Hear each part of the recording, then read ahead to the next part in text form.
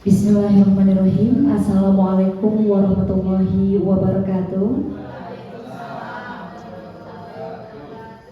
Alhamdulillahirabbil alamin wa bihi nasta'in wa ala umuri dunya waddin. Wassalatu wassalamu ala asrofil anbiya'i wal mursalin wa ala alihi washabihi ajma'in, amma ba'du. Yang terhormat Kepala Sekolah SMP Negeri 6 Rangkas Bitung yang diwakili oleh Wakasek Bidang Kurikulum. Yang saya hormati narasumber seminar pada hari ini, Ibu Siti Rahayu SPD. Yang saya hormati Bapak dan Ibu Dewan Guru serta staf TU SMP Negeri 6 Rangkas Bitung. Puji syukur kita panjatkan kehadirat Allah Subhanahu wa Ta'ala karena atas berkat, rahmat dan hidayahnya kita dapat berkumpul di hari yang cerah ini untuk bersama-sama mengikuti kegiatan seminar rancangan proyek transformatif kepemimpinan sekolah dengan tema meningkatkan kemampuan numerisasi siswa SMP Negeri 6 Rangkas Bitung melalui pembelajaran kontekstual dan budaya literasi numerasi sekolah. Salawat serta salam kita curahkan kepada junjungan kita, baginda kita Nabi besar Muhammad Sallallahu Alaihi Wasallam, kepada keluarganya, sahabatnya, dan semoga kita sebagai umatnya yang bisa mendapatkan syafaatnya di yaumil akhir. Amin ya rabbal alamin. Bapak Ibu hadirin, demi kelancaran serta keberkahan Allah Subhanahu wa Ta'ala, marilah kita buka kegiatan pada hari ini dengan bersama-sama membaca lafaz basmalah. Bismillahirrahmanirrahim. Untuk selanjutnya marilah kita simak dan dengarkan bersama-sama sambutan Kepala Sekolah SMP Negeri 6 Rangkas Bitung yang diwakili oleh Wakasek Bidang Kurikulum kepada Bapak Sahlan Rifai Maulidin MPD. Dengan hormat disilakan.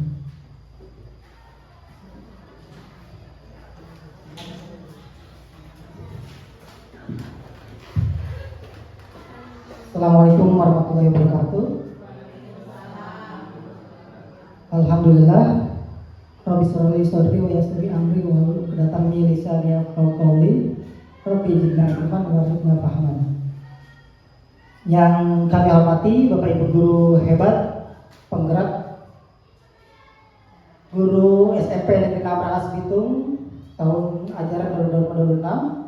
Alhamdulillah, kita dapat berkumpul dalam satu agenda kita, yaitu Hari Belajar Guru, yang fokus utama hari ini adalah seminar dari rekan sejawat kita, yaitu rancangan proyek transformatif kepemimpinan sekolah. Jadi hari ini kita tidak hanya belajar, Bapak Ibu, kita bisa menyaksikan contoh salah satu rekan kita untuk berbagi praktik baik. Semoga ini menjadi inspirasi untuk kita semua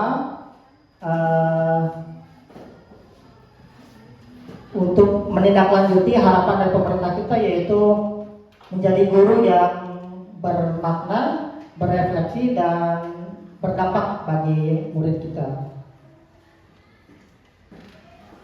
Saya mewakili Ibu Kepala Sekolah memohon maaf sambil minta doanya agar kepala sekolah kita dapat segera sehat kembali dan dapat bergabung dalam kegiatan kita. Juga terima kasih kepada Bapak Ibu yang hadir, khususnya Ibu narasumber Ibu Siti Rahayu. Alhamdulillah, semoga kegiatan kita ini berkah dan banyak sekali ilmu dan pengalaman yang bisa kita ambil. Selanjutnya, tolong untuk dapat kita maksimalkan, kita perhatikan, dan kita coba untuk aplikasikan dalam pembelajaran kita. Itu saja mungkin dari saya. Mohon maaf apabila ada kesalahan dan kurang. Assalamualaikum warahmatullahi wabarakatuh.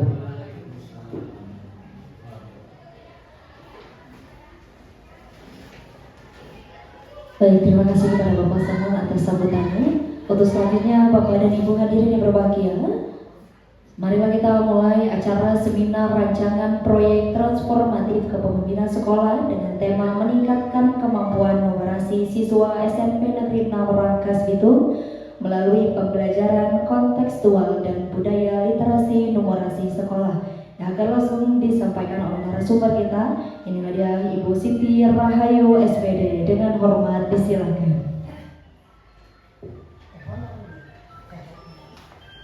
Baik, terima kasih kepada Ibu MC yang sudah memberikan kesempatan saya untuk menyampaikan sebuah rancangan proyek transformasi kepemimpinan sekolah. Di sini saya ingin mengucapkan terima kasih kepada kepala sekolah yang diwakilkan oleh Wakasek Kurikulum, dan juga saya mengucapkan banyak terima kasih kepada Bapak dan Ibu yang berkenan hadir pada kegiatan seminar merupakan rancangan proyek transformasi kepemimpinan sekolah. Perkenankan, saya Siti Rahayu. Saya merupakan peserta Diklat PCKS Angkatan ke-1 tahun 2025 dari Provinsi Banten. Di sini saya ingin berbagi dengan Bapak dan Ibu, apabila saya diamanahkan menjadi kepala satuan pendidikan di sekolah, maka saya ingin memiliki sebuah rancangan proyek transformatif kepemimpinan sekolah ini. Semuanya dilatarkan di saya mengambil tema tentang meningkatkan kemampuan numerasi siswa SMP Negeri 6 Rangkas Bitung melalui pembelajaran kontekstual dan budaya literasi numerasi sekolah. Mengapa saya mengambil tema tentang kemampuan numerasi sekolah? Inilah yang melatar belakangi kenapa saya mengambil tema ini. Kemampuan numerasi itu merupakan kompetensi mendasar yang wajib dimiliki oleh siswa untuk bisa dapat berpikir secara logis, kemudian analistik, dan juga siswa itu mampu memecahkan permasalahan dalam kehidupannya sehari-hari. Nah, berdasarkan ini semua, saya ketika merancang sebuah proyek transformasi kepemimpinan sekolah ini, saya melihat rapor pendidikan di sekolah kita. Jadi berdasarkan asesmen awal itu melalui AMBK dan juga Sunija, kemudian juga asesmen diagnostik, ternyata kelemahan rapor pendidikan kita itu di SMP Negeri 6 Rangkas Bitung itu adalah di bagian numerasi. Nah, dari situ saya bisa melihat bahwa ternyata sebagian besar siswa SMP Negeri 6 Rangkas Bitung itu kesulitan dalam memahami konsep numeri dan penerapannya pada konteks yang nyata. Nah, di sini selain itu pembelajaran numerasi di sekolah ini masih cenderung berfokus kepada penyelesaian soal-soal yang rutin atau prosedural yang dilakukan oleh guru mata pelajaran yang berkaitan dengan numerasi. Nah, di sini sehingga kurang menumbuhkan kemampuan berpikir kritis dan kreatif dari siswa itu sendiri. Nah, saya kembalikan lagi, apabila saya diamanahkan menjadi kepala satuan pendidikan di sekolah, maka saya harus memiliki kepemimpinan yang transformasional yang bisa membangun budaya numerasi di sekolah itu sendiri, dan juga saya ingin memfasilitasi kolaborasi guru antar mapel, dan juga saya ingin meningkatkan partisipasi siswa untuk lebih aktif lagi dalam kegiatan pembelajaran numerasi. Nah, kemudian dari rancangan proyek transformatif kepemimpinan sekolah ini, saya memiliki tujuan. Jadi atas dasar itu tujuannya itu yaitu adalah untuk meningkatkan kemampuan numerasi siswa SMP Negeri 6 Rangkas Bitung melalui inovasi pembelajaran kontekstual. Jadi tujuan utamanya itu adalah bagaimana gurunya itu memiliki inovasi dalam pembelajaran yang sifatnya kontekstual. Jadi tidak hanya bersifat teoritis atau hanya mengerjakan soal-soal yang sifatnya rutin gitu. Itu yang jadi keinginan saya, bagaimana tujuannya itu adalah gurunya itu menjadi pembelajaran kontekstual. Kemudian di sini juga saya ingin membudayakan literasi numerasi di sekolah. Jadi dengan cara bagaimana menciptakan suasana sekolah yang di setiap sudutnya itu nanti banyak angka-angka yang bisa dijadikan baca. Jadi dengan literasi membaca di setiap sudut itu, anak akan terbiasa bagaimana menciptakan budaya numerasi itu.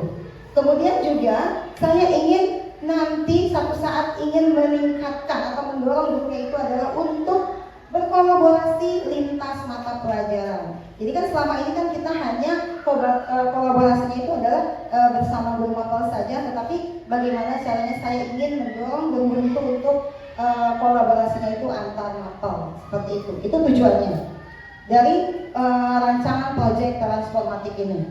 Kemudian sasarannya dari proyek ini adalah tentunya adalah guru mata pelajaran yang berkaitan dengan orasi itu, yaitu adalah guru matematika, kemudian guru IPA, IPS, dan juga prakarya. Jadi saya ingin dari keempat mata pelajaran itu mereka bisa berkolaborasi antar mapel itu sendiri untuk bisa mewujudkan proyek yang akan saya buat. Kemudian tentunya sasaran yang selain guru itu adalah siswanya. Jadi targetnya itu adalah siswa kelas 7 sampai kelas 9, dan juga saya ingin supaya walaupun kita sudah punya komunitas belajar di mana ada hari guru belajar ya di situ, nah saya ingin lebih intens berkelanjutan supaya adanya peningkatan numerasi di sekolah itu sendiri. Dan juga saya membutuhkan sasaran saya itu juga adalah bagaimana berkolaborasi dengan orang tua dan masyarakat yang ada di sekitar kita. Itu jadi sasaran pada proyek yang akan saya buat.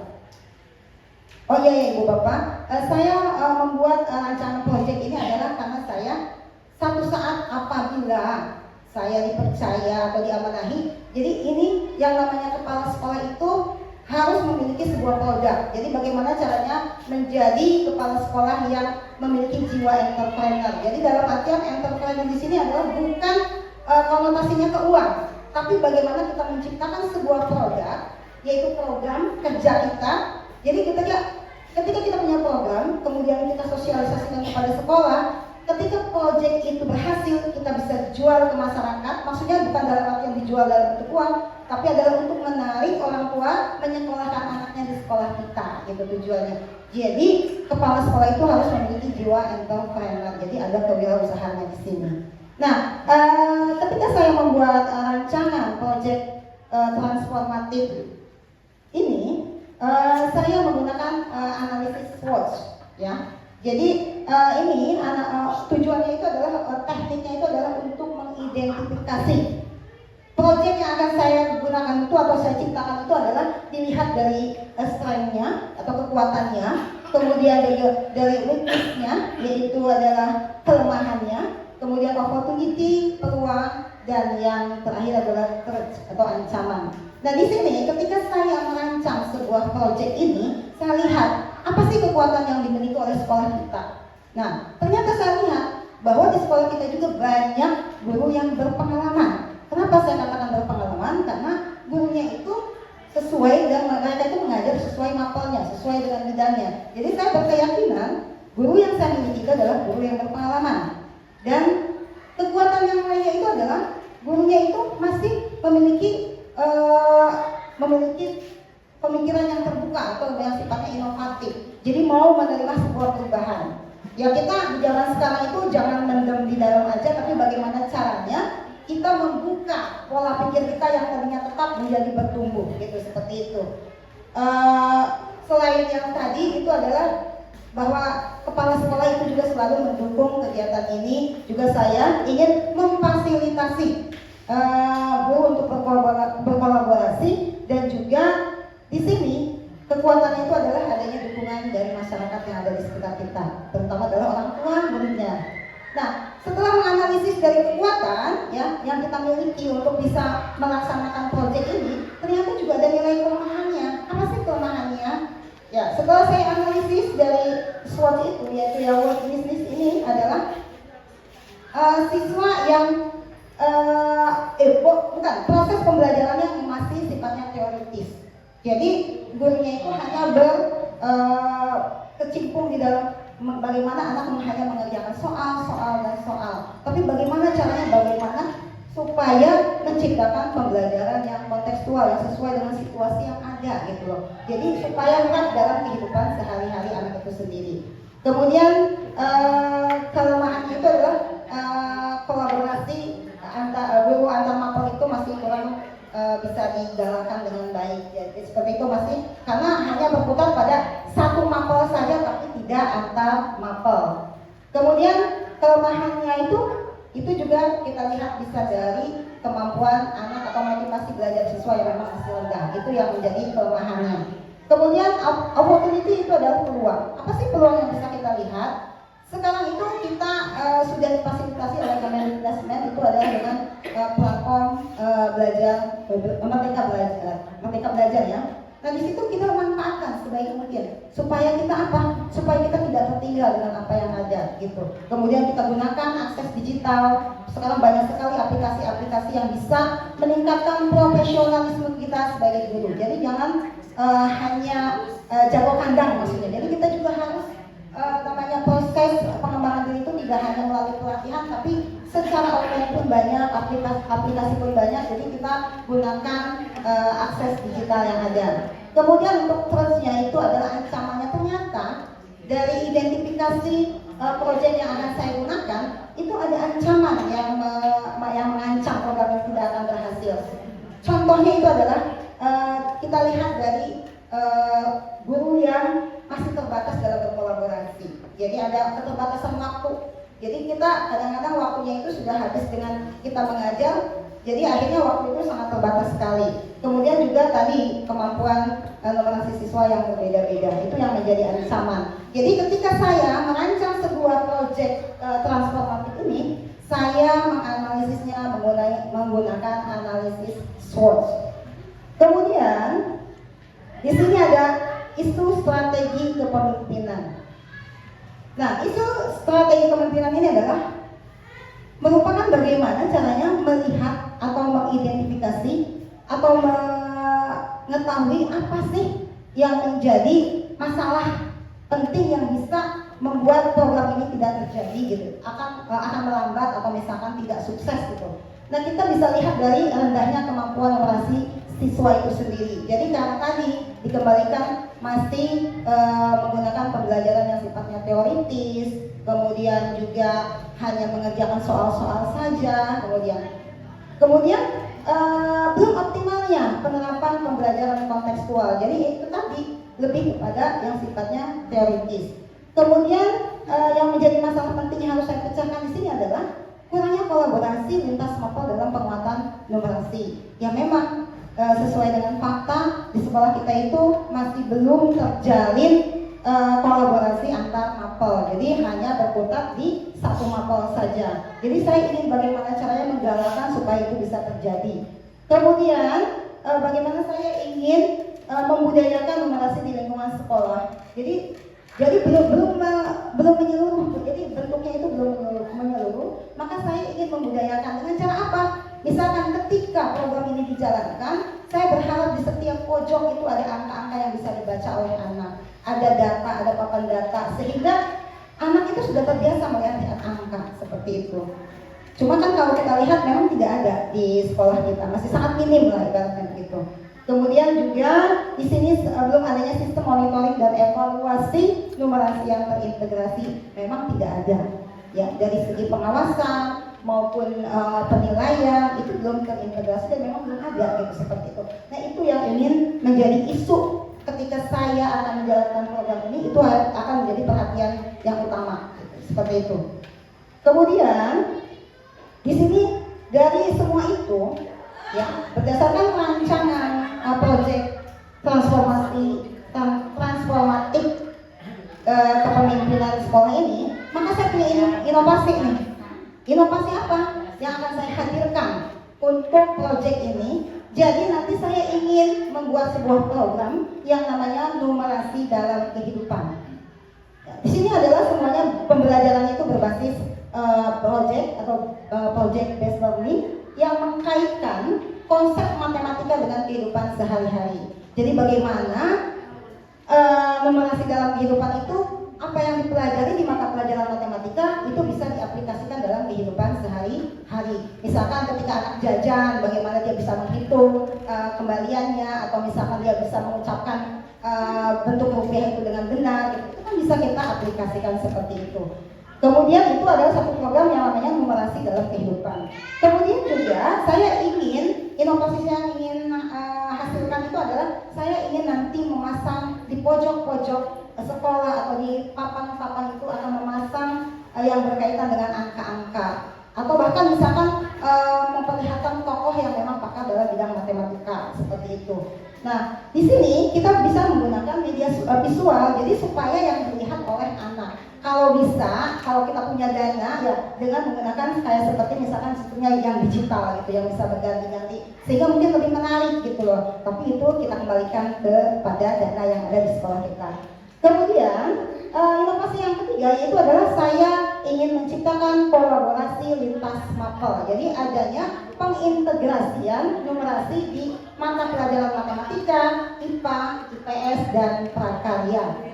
Kemudian saya juga ingin punya inovasinya yang keempat itu adalah saya ingin punya komunitas belajar numerasi. Maka akan saya singkat dengan Kobar Numes. Jadi komunitas belajar numerasi. Jadi itu satu program yang akan saya buat ya berkaitan dengan komunitas belajar numerasi ini. Dengan cara saya apa? Akan memberikan pelatihan-pelatihan kepada gurunya atau workshop dengan memanggil narasumber yang tepat gitu, seperti itu. Kemudian inovasi yang saya ingin hasilkan juga, ketika program itu bisa berjalan dengan baik, maka saya ingin mengadakan sebuah festival numerasi sekolah. Jadi berupa lomba dan pameran hasil dari proyek numerasi siswa itu sendiri. Jadi ini adalah inovasi dan transformasi yang ingin saya hadirkan ketika saya diamanahkan untuk menjadi kepala satuan pendidikan di sekolah, dan diharapkan ini bisa saya jalankan dengan baik seperti itu. Berikutnya yaitu adalah strategi implementasinya. Nah, ini adalah strategi bagaimana menerapkan proyek saya. Ada beberapa tahap nih Bapak Ibu. Ya, tahapnya dimulai dari tahapan perencanaan. Ketika saya merencanakan sesuatu, maka kegiatan utama itu adalah saya akan menganalisis kebutuhan guru dan siswanya, serta akan membentuk tim numerasi itu sendiri. Itu pada tahapan awal. Kemudian siapa yang bertanggung jawab di sini? Ya tentunya adalah kepala sekolah dan tim numerasi yang sudah dibentuk. Kemudian ini akan berjalan waktunya di bulan yang ke-1, jadi bulan pertama. Kemudian jadi proyek ini akan saya buat sesuai dengan strategi implementasinya. Kemudian pada pelaksanaan tahap 1, di sini adalah saya akan adakan pelatihan guru dan workshop pembelajaran kontekstual. Jadi otomatis nanti yang menjalankan adalah guru matematika, IPA, IPS, dan prakarya.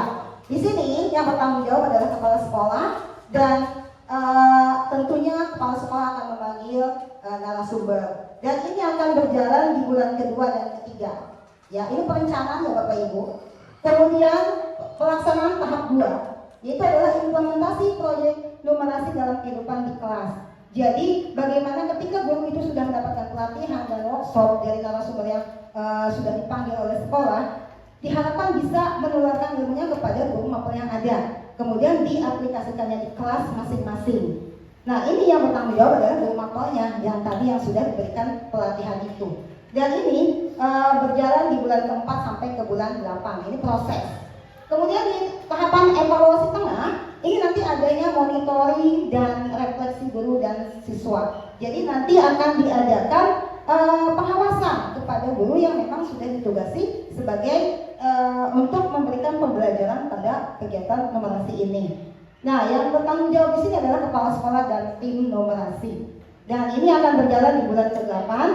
Kemudian nanti ada penguatan dan publikasi. Nah, di sini ketika semua proyek itu sudah berjalan dengan baik, itu kan harapan saya, Bu ya. Kemudian nanti saya ingin mengadakan kegiatan utama itu adalah berupa lomba dan pameran numerasi, dan akan dipublikasikan hasilnya. Dan siapa yang terlibat di sini? Otomatis melibatkan OSIS karena ini berkaitan dengan pameran dan lomba. Kemudian kita mengundang orang tua atau komite sekolah supaya melihat hasil dari proyek yang dibuat sambil kita promosi dan publikasi. Nah, itu akan dilaksanakan pada bulan 9. Dan di tahap yang akhir itu adalah evaluasi akhir, di mana kegiatan utamanya itu adalah saya akan menganalisis hasil asesmen numerasi akhir dan laporan hasil proyek. Nah, ini siapa yang bertanggung jawab? Tentunya kepala sekolah dan tim numerasi, dan ini akan berjalan di bulan ke-10. Nah, ini merupakan strategi yang akan saya lakukan untuk mengimplementasikan tadi inovasi yang saya hadirkan. Jadi itu hanya sebuah perencanaan. Oke, berikutnya adalah sumber daya dan pendukung. Untuk kegiatan atau proyek transformasi kepemimpinan sekolah ini, maka sumber daya yang dibutuhkan itu adalah adanya sumber daya manusia. Di mana siapa saja di sini, yaitu adalah kepala sekolah tentunya, karena yang ada sebagai pemimpin dari sekolah itu, kemudian guru lintas mapel yang tadi seperti guru matematika, IPA, IPS, dan prakarya, kemudian ada tim pengembang numerasi sekolah yang tadi tim numerasi itu, kemudian orang tua, jadi sebagai mitra kita di sekolah dan juga komite sekolah, ya. Kemudian sebagai sumber daya fisiknya, tentu kita akan menyediakan ruang pojok numerasi yang seperti saya katakan, saya nanti ingin loh mengadakan atau menciptakan pojok-pojok yang nanti berisikan angka-angka gitu loh, supaya anak sudah terbiasa melihat angka, tidak hanya gambarnya saja. Kemudian juga ada papan data, kemudian ada media digital seperti yang berjalan itu data misalkan dari kayak running tag itu ya Bu ya. Kemudian ada alat ukur, jadi sering anak melihat tentang itu. Kemudian juga laptop dan juga internet, itu adalah sumber daya fisiknya. Kemudian kalau sumber daya finansialnya, tentu kalau karena kita sekolah negeri, patokan kita itu adalah dana BOS. Nah itu menjadi satu pertimbangan ketika misalkan kita membuat sebuah program, tentunya itu akan ada pendanaan. Dan otomatis karena kita sekolahnya negeri, ngambilnya dari BOS. Kemudian adanya dukungan komite. Nah, bagaimana seorang kepala sekolah itu harus bisa memiliki kemitraan dengan komite, maka kita ajak komunikasi supaya proyek atau program yang kita hasilkan itu bisa berjalan. Kemudian kalau bisa, kita nanti akan mencari sponsor dari dunia usaha. Ya kita bisa saja mengajukan proposal seperti Bu, Pak, ketika saya ada di pelatihan kemarin di BGTK, itu kepala sekolahnya padahal sekolah negeri, tapi mereka bisa meminta uang kepada orang tua itu tanpa diusik oleh LSM ataupun wartawan. Tapi bagaimana caranya dia, karena bisa mengajukan sebuah program ke orang yang misalkan kayak wartawan atau LSM itu ketika ada pungutan dari luar itu, biasanya mereka selalu menolak ya. Tapi kalau kita punya data, semuanya dari data, jadi mereka tidak akan mendapatkan apa-apa. Jadi bagaimana kita punya jiwa yang sifatnya entrepreneur. Kemudian kita melakukan program kemitraan dengan pemerintah daerah. Bisa saja selama kita bisa mengajukan proposal yang baik, kita bisa akan, apalagi di sekolah kita termasuknya dikelilingi oleh perkantoran-perkantoran yang kita bisa bekerja sama dengan pemerintah daerah yang ada di kita. Itu mungkin sumber daya dan pendukung yang akan mendukung proyek transformatif kepemimpinan sekolah. Kemudian di sini ada monitoring dan evaluasi. Nah, jadi program ini juga harus tetap diadakan yang namanya monitoring dan evaluasi. Nah, monitoring ini dilakukan melalui observasi kelas, ya. Ya kan kita selalu yang namanya ada yang namanya kegiatan supervisi sekolah, supervisi di kelas. Nah, itu adalah bisa dilihat di monitoring, diajak bicara, ya seperti itu dulunya, untuk bisa mencari solusi permasalahan apa sih yang menjadi kesulitan untuk meningkatkan kemampuan numerasi anak kita. Kemudian juga kita mengadakan refleksi, ya, bisa diadakan dengan cara ketika kita biasanya kan kalau supervisi setelah selesai kita melakukan pasca observasi itu, nah kita bisa merefleksi apa yang sudah kita lakukan. Kemudian juga kita membuat laporan bulanan kegiatan numerasi. Jadi bentuk monitoringnya itu adalah kita membuat laporan bulanan kegiatan yang sudah dijalankan itu apabila proyek ini berjalan. Kemudian ada evaluasi. Nah, evaluasi ini mencampur asesmen formatif dan sumatif. Jadi kita bisa lihat peningkatannya itu pada saat adanya asesmen formatif dan sumatif. Jadi kita bisa lihat saja, bertanya kepada tim numerasi itu sendiri. Dan kita melakukan analisis peningkatan hasil belajar siswa serta kita melakukan rapat minimal 3 bulan sekali, jadi per triwulan sekali. Itu monitoring dan evaluasinya akan dilaksanakan atau dilakukan ketika program itu berjalan. Kemudian berikutnya adalah dampak dan keberlanjutan. Apa sih dampak yang diharapkan dengan adanya program ini atau dengan adanya proyek transformatif kepemimpinan sekolah untuk meningkatkan kemampuan numerasi siswa SMP Negeri 6 dengan pembelajaran kontekstual dan budaya literasi numerasi sekolah. Di sini dampak yang diharapkan adalah adanya peningkatan hasil siswa minimal 15%. Jadi dari raport sekolah kita ya Pak ya, itu minimal nanti kita bisa lihat apakah ada peningkatannya. Itu bisa kita lihat ketika rapor pendidikan itu sudah muncul. Jadi minimal kita punya target nih 15% dengan adanya program itu. Kemudian dampak yang berikutnya itu adalah guru lebih kompeten karena sudah diberikan pelatihan, kemudian diberikan workshop oleh narasumber yang memang mumpuni dan dalam pembelajaran numerasi kontekstual. Kemudian dampak yang diharapkan juga adanya budaya. Bagaimana membangun budaya numerasi itu bisa tumbuh di seluruh lingkungan sekolah yang kita cintai ini. Jadi bagaimana caranya kepala sekolah itu bisa membangun budaya numerasi di sekolah. Dan dampak yang berikutnya adalah siswa lebih percaya diri dan kreatif dalam berpikir numerik. Jadi mereka tidak hanya pandai menghitung uang, tapi bagaimana bisa menghitung-hitung yang lainnya sesuai dengan kehidupan yang dijalaninya. Kemudian keberlanjutan dari program ini adalah bahwa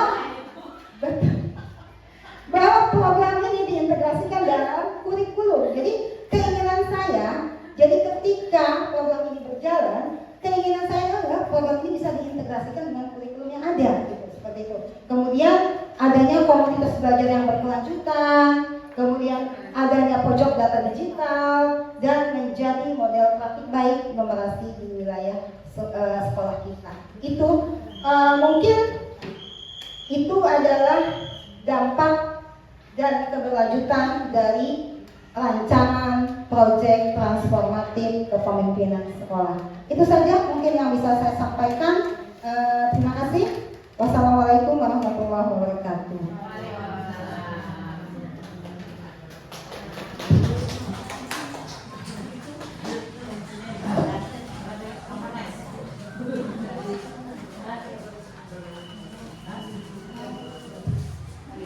Iya baik, Bapak Ibu boleh berikan tepuk tangan terlebih dahulu Bapak Ibu untuk narasumber kita yang tadi sudah memaparkan tentang rancangan proyek transformatif kepemimpinan sekolah, tentunya dengan meningkatkan kemampuan numerasi siswa SMP Negeri 6 Rangkas Bitung. Mungkin selanjutnya kami buka sesi tanya jawab untuk Bapak Ibu yang akan bertanya. Kami persilakan mungkin 2 orang pertama, silakan untuk dapat memberikan pertanyaan kepada narasumber kita. Dari Bu Heni mungkin ada yang mau ditanyakan. Oh boleh, silakan mungkin untuk menyampaikan, memberikan pandangan atau juga tanggapannya. Silakan kepada Ibu Heni.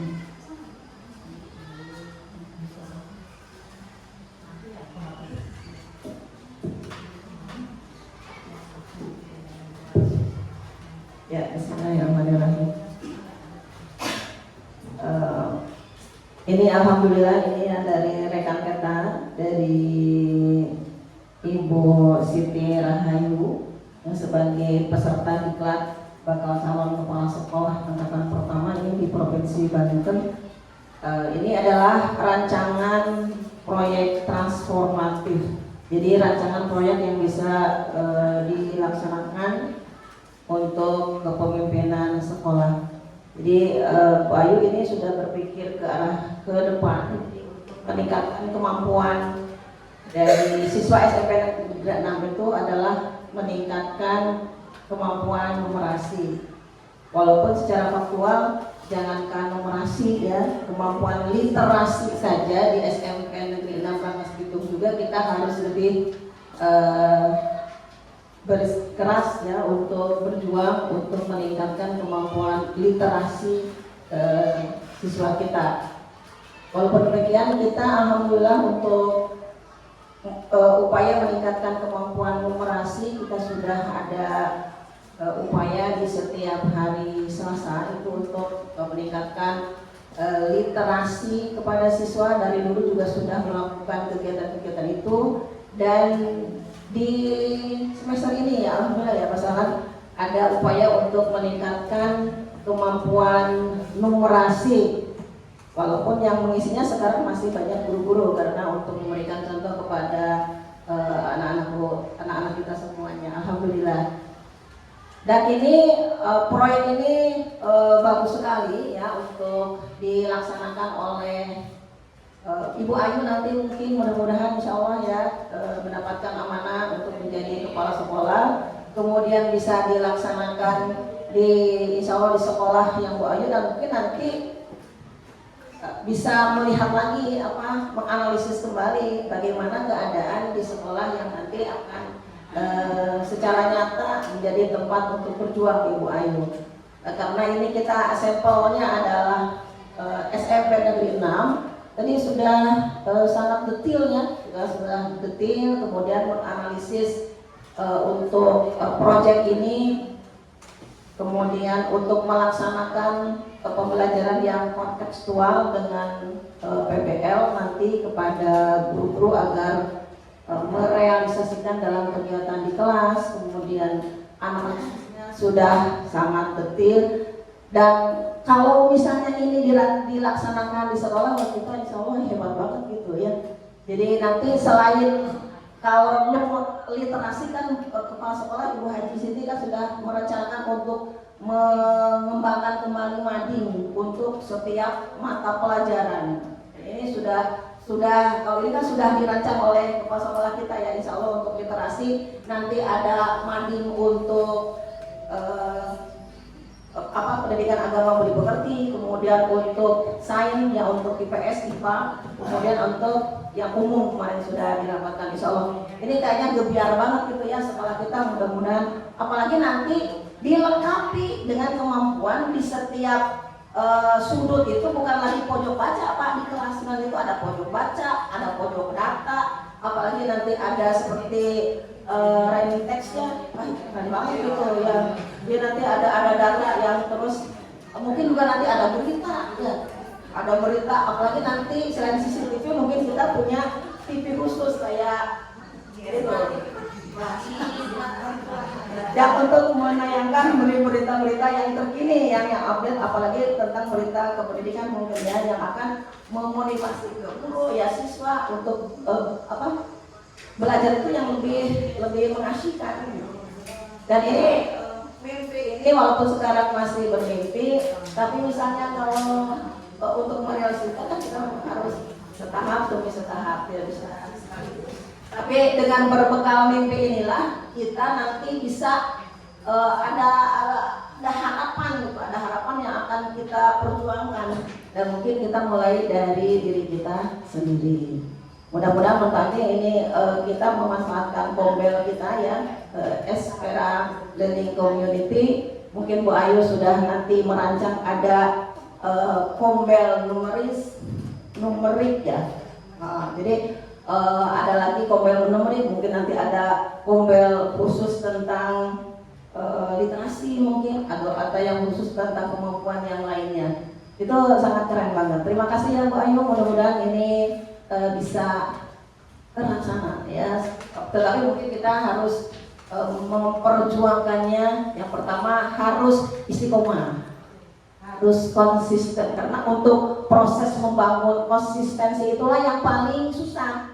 Kalau untuk membangun sesuatu, meraih impian itu dengan yang serba ingin perfect ya, perfect itu biasanya harus terus semuanya dilaksanakan, itu terkadang untuk mencapainya itu susah. Tapi mungkin dengan konsistensi, misalnya pombel kita tujuannya setiap hari Jumat ada belajar guru, walaupun nanti yang hadirnya 5, mungkin nanti jadi 6, jadi 7, alhamdulillah hari ini yang hadir, alhamdulillah ya. Mungkin ini untuk selanjutnya konsistensi dalam pombel saja, mungkin kita harus lebih perjuangkan lagi agar tetap konsistensinya, agar menjadi nyata, bisa berdampak dengan pembelajaran kita, mencerdaskan anak bangsa. Terima kasih. Assalamualaikum warahmatullahi wabarakatuh.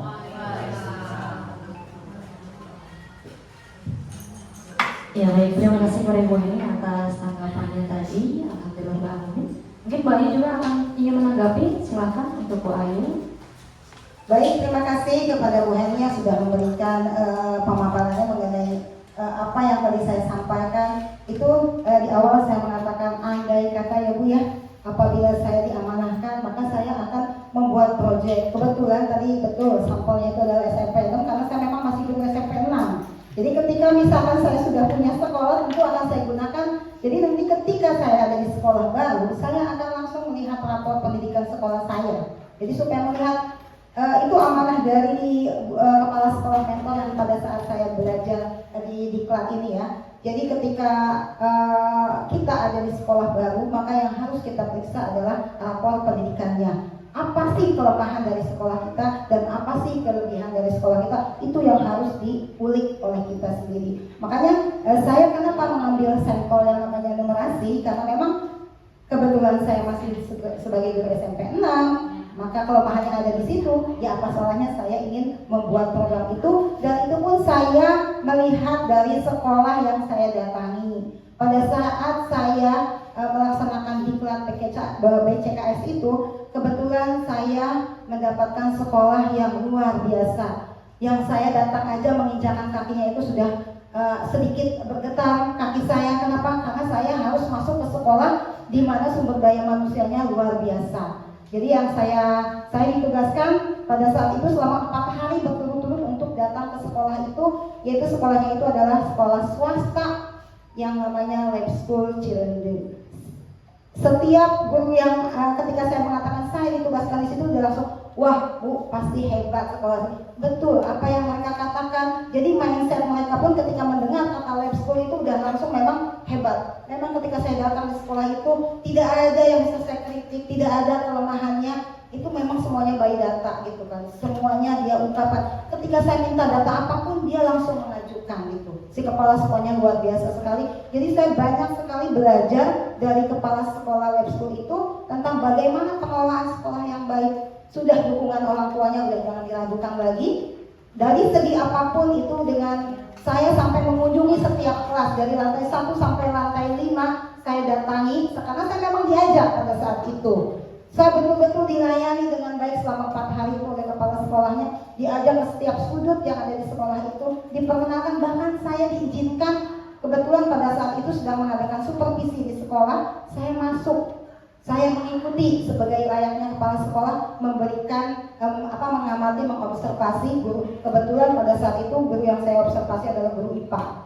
Dan saya masih ingat pelajarannya itu adalah tentang turunan warisan. Itu ada Bu materinya Bu kelas 8 ya kalau nggak salah Ibu ya. Di situ saya mengikuti kelas 9 ya. Oh iya, saya mengikuti itu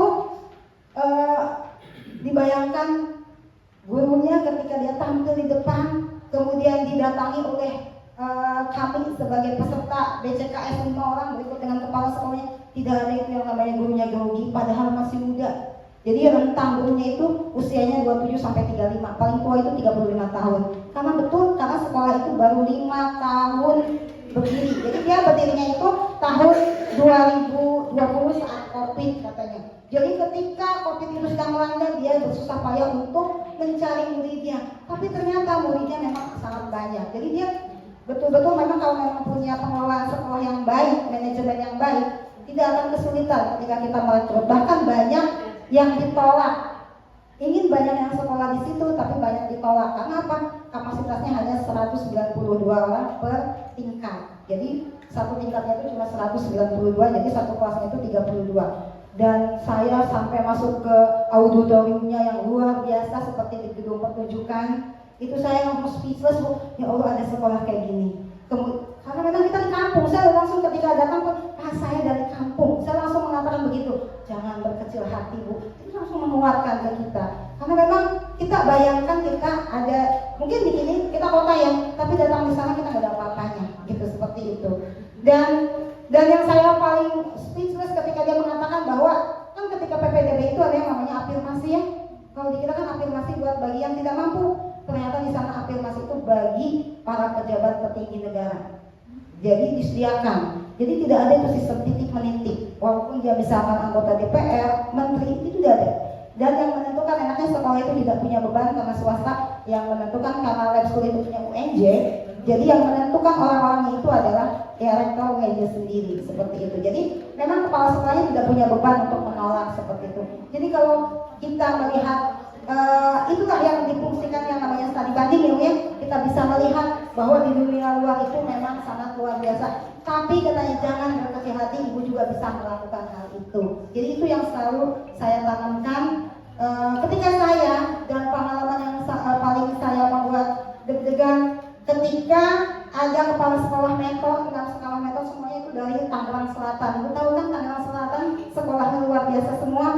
Itu saya ditunjuk untuk jadi moderator dadakan, Bu. Saya di depan berhadapan dengan orang-orang pintar yang harus memandu mereka ketika memaparkan paparannya masing-masing, dan saya tentunya harus menjembatani, menyimpulkan. Jadi perlu kerja cepat untuk bagaimana supaya memberikan kepuasan kepada peserta di situ. Dan ketika saya malu pada saat itu, mungkin saya tidak gaul ya di dunia pendidikan, apalagi bergaul dengan dinas pendidikan, saya tidak gaul. Ketika ada kepala sekolah SMP 11 Tangsel bertanya kepada saya tentang Padi Dirustam, siapa tuh namanya? Nah, itu saya nggak kenal, cuma kenal namanya doang. Ditanya di mana posisinya, saya di situ. Oh ternyata kita juga jangan di dalam saja, harus tahu di mana-mana orang yang ada di situ. Makanya saya, itu harusnya saya bertanya sama dia. Jadi saya agak jiplak juga ketika bertemu dengan orang-orang hebat. Jadi betul mereka luar biasa, sampai ada kepala sekolah dari Flores, dari Ibu ya. Dia tinggal 7 bulan lagi pensiun, tapi gayanya, kepemimpinannya luar biasa. Dia hanya 1 periode menjabatnya itu. Dari sekolah yang karena kebanjiran, udah pokoknya hanyut oleh banjir itu, dia bagian merintis sekolah itu sampai jadi sekolah yang hebat. Itu luar biasa sekali. Memang konsistensi orang timur itu memang luar biasa, tidak dilakukan. Jadi banyak sekali yang pelajaran yang bisa saya dapatkan ketika saya melalui pendidikan itu. Karena apa? Bukan teoritis yang disampaikan, tetapi karena kita terjun langsung ke lapangan, jadi kita langsung mempelajarinya. Jadi lebih menarik dalam proses pembelajaran itu. Jadi semoga apa yang menjadi proyek transformatif saya itu bisa saya realisasikan apabila saya diamanahkan. Itu saja. Itu saja, mungkin ada lagi dari Bapak Ibu, silahkan. Terima kasih.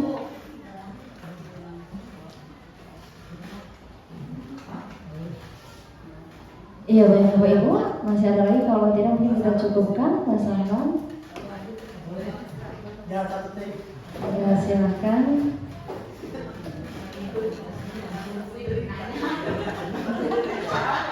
Assalamualaikum warahmatullahi wabarakatuh.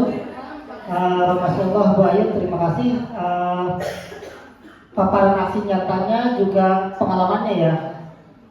Jadi minta singkat saja dari hasil Ibu pelatihan di sana. Apa kira-kira pesan yang bisa diberikan kepada kami guru-guru terhadap pandangan Ibu setelah pelatihan itu yang tentang proyek transformatif ini? Itu saja mungkin singkat. Terima kasih. Wassalamualaikum warahmatullahi wabarakatuh.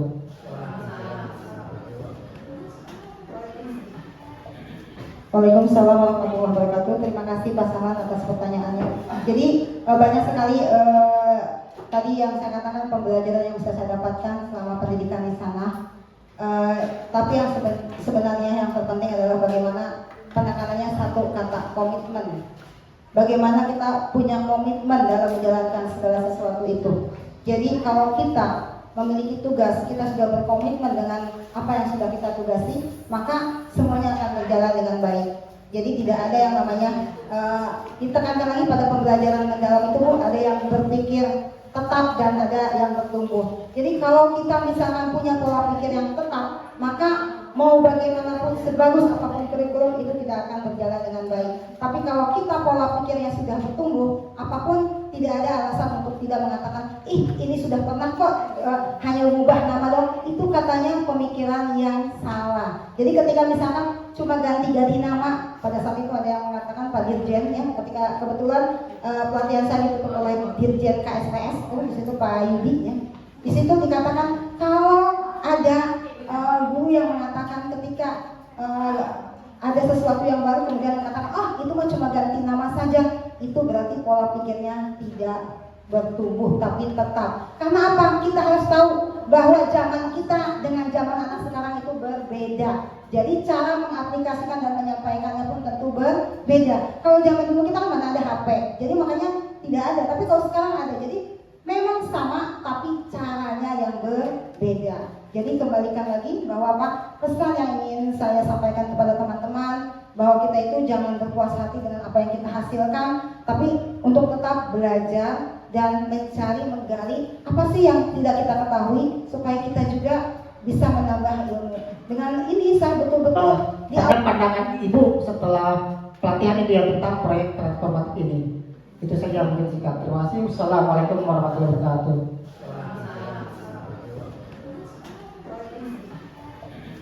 Waalaikumsalam warahmatullahi wabarakatuh. Terima kasih Pak Saman atas pertanyaannya.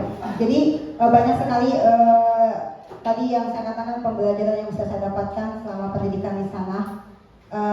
Tapi yang sebenarnya yang terpenting adalah bagaimana penekanannya satu kata, komitmen.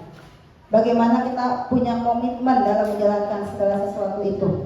Jadi kalau kita memiliki tugas, kita sudah berkomitmen dengan apa yang sudah kita tugasi, maka semuanya akan berjalan dengan baik. Jadi tidak ada yang namanya ditekankan lagi pada pembelajaran mendalam itu, ada yang berpikir tetap dan ada yang bertumbuh. Jadi kalau kita misalkan punya pola pikir yang tetap, maka mau bagaimanapun sebagus apapun kurikulum itu tidak akan berjalan dengan baik. Tapi kalau kita pola pikirnya sudah bertumbuh, apapun tidak ada alasan untuk tidak mengatakan, ini sudah pernah kok, hanya mengubah nama dong. Itu katanya pemikiran yang salah. Jadi ketika misalkan cuma ganti-ganti nama, pada saat itu ada yang mengatakan Pak Dirjen, ya, ketika kebetulan pelatihan saya ditutup oleh Dirjen KSPS, di situ Pak Yudi, ya. Di situ dikatakan kalau ada guru yang mengatakan ketika ada sesuatu yang baru kemudian mengatakan itu mah cuma ganti nama saja, itu berarti pola pikirnya tidak bertumbuh tapi tetap. Karena apa? Kita harus tahu bahwa zaman kita dengan zaman anak sekarang itu berbeda. Jadi cara mengaplikasikan dan menyampaikannya pun yang telah Bu Ayu dapatkan, mungkin sekolah yang maju itu terlahir dari guru dan siswa yang terus dan mau bertumbuh. Seperti itu ya kurang lebih Ibu Ayu ya. Ya mungkin Bapak Ibu tadi telah disampaikan oleh Bu Ayu pemaparan yang sangat luar biasa tentang seminar rancangan proyek transformatif kepemimpinan sekolah, tentunya dengan tema meningkatkan kemampuan numerasi siswa SMP Negeri 6 Rangkas Bitung melalui pembelajaran kontekstual dan budaya literasi numerasi sekolah. Semoga apa yang telah dipaparkan oleh Bu Ayu dapat bermanfaat untuk kita semua, tentunya untuk kemajuan sekolah tercinta kita ini. Amin ya robbal alamin. Untuk menutup kegiatan kita hari ini, Bapak Ibu, marilah kita bersama-sama membaca lafaz hamdalah. Alhamdulillah rabbil alamin. Semoga kegiatan hari ini mendapat keberkahan dari Allah Subhanahu wa taala. Dan saya selaku pembawa acara mohon maaf apabila selama memandu pelaksanaan acara seminar ini terdapat kesalahan serta perilaku yang kurang berkenan. Wabillahi taufiq wal hidayah. Wassalamualaikum warahmatullahi wabarakatuh.